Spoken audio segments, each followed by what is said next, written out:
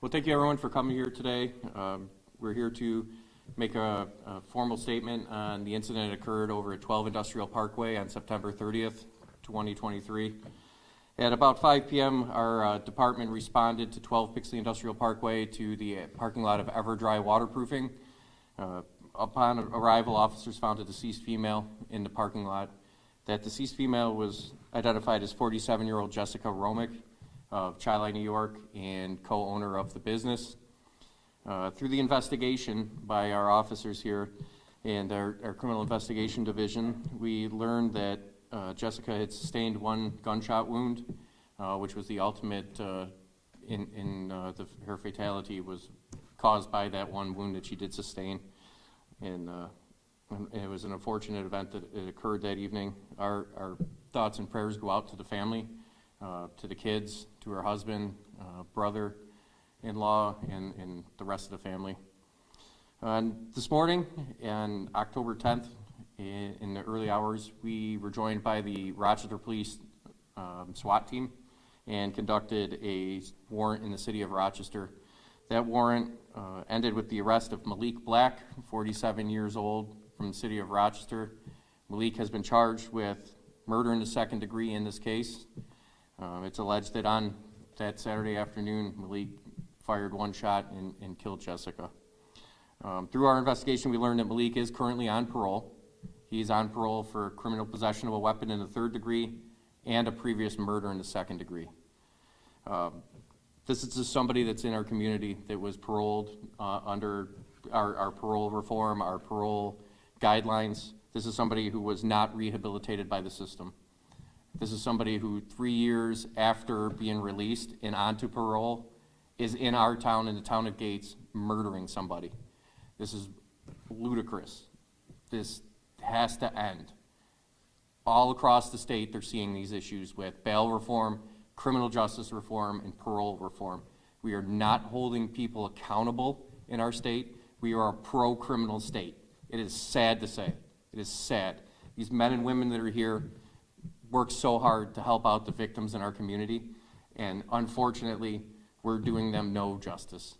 I hope Jessica gets justice in this case. I hope the family gets justice in this case, and hopefully this trial will go on with a conviction, and this person will be put away. They do not belong out on our streets. If you're gonna shoot and kill somebody, not once, but twice, that's ludicrous. This person had 25 or 20 years in prison to rehabilitate themselves and come out, and they had a second chance on life. Unfortunately, our victim doesn't have a second chance on life, and they ruined it by killing somebody else. I can't stress that enough. My thoughts and prayers to the family. I'm very appreciative of the support we've received from the Monroe County Crime Analysis Center. They were amazing in helping our officers and our investigators complete this case.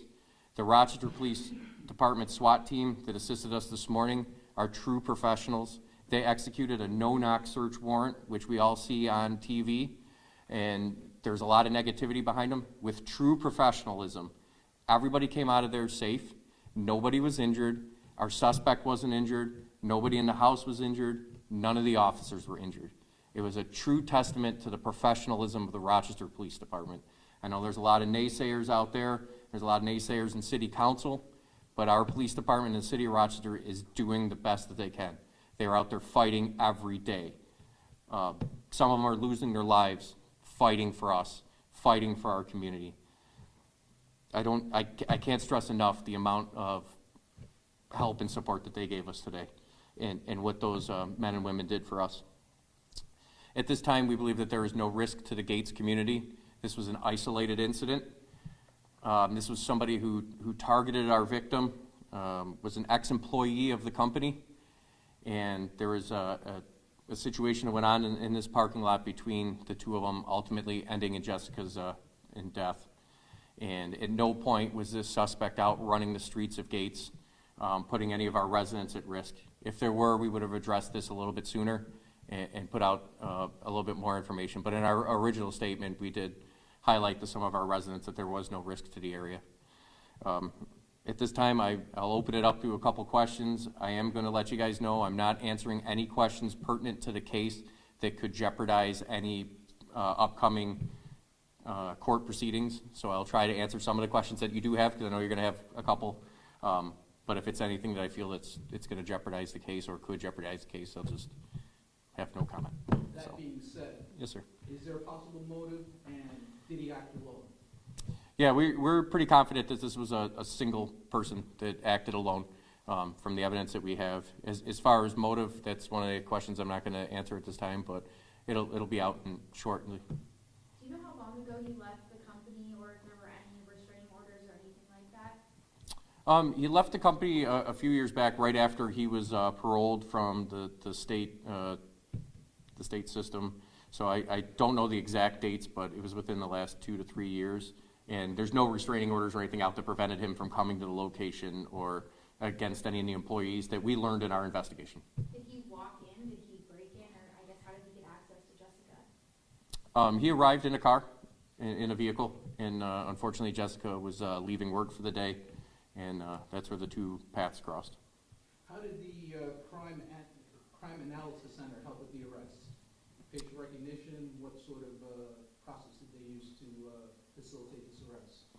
Yeah, the Monroe County Crime Analysis Center, for those that aren't familiar, helps us out with simple things all the way up to complex things such as facial recognition. We did use their services, some of their services I'm not going to explain today, just because we need those for further on the case, but they're able to look into a couple things that we're just not able to. It's like almost having a fourth investigator helping us out during the case and running some technological stuff down for us.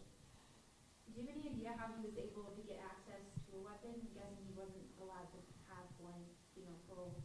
Yeah, the access to the weapon that he has, I'm not sure how he got a hold of it, but you are correct. As a parolee, he is restricted from possession or firing or doing anything with any sort of firearm.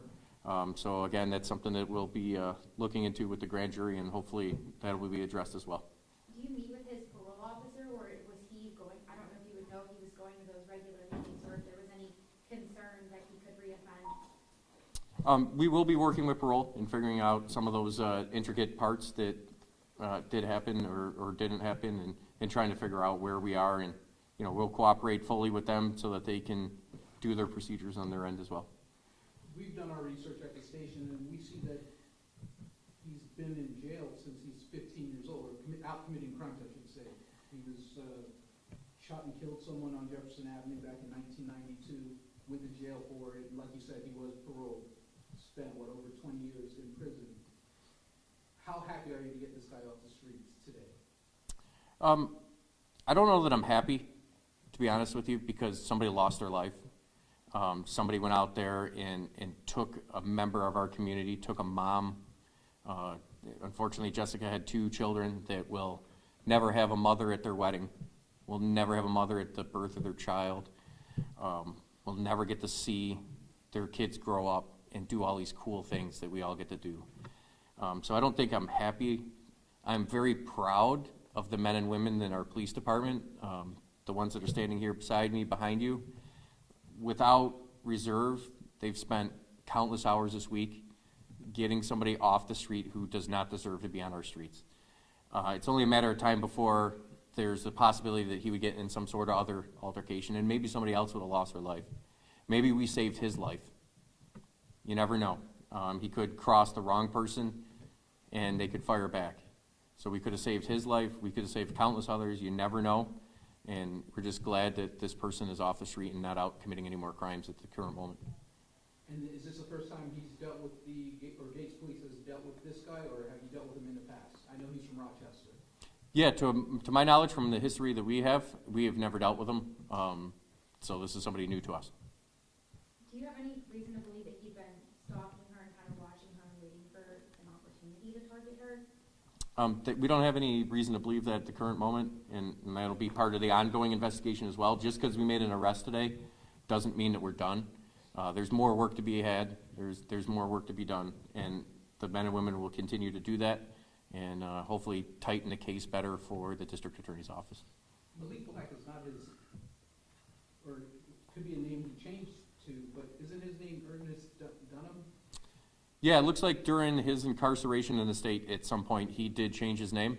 I don't know the meaning behind that, but it looks like he did have a different birth name. you found at the search warrant this morning, or can you kind of talk about were there other weapons or anything that you found that was significant? Yeah, in conducting the search warrant today, we did find some evidence that helped our case. I can't go into any specifics behind what we found or located. We recovered a vehicle that we believe that the suspect showed up to the scene in, and recovered some evidence out of that vehicle as well that just strengthened our case. And our investigators and our technicians did a great job securing that. That was his house that he lived at? That's correct. Okay.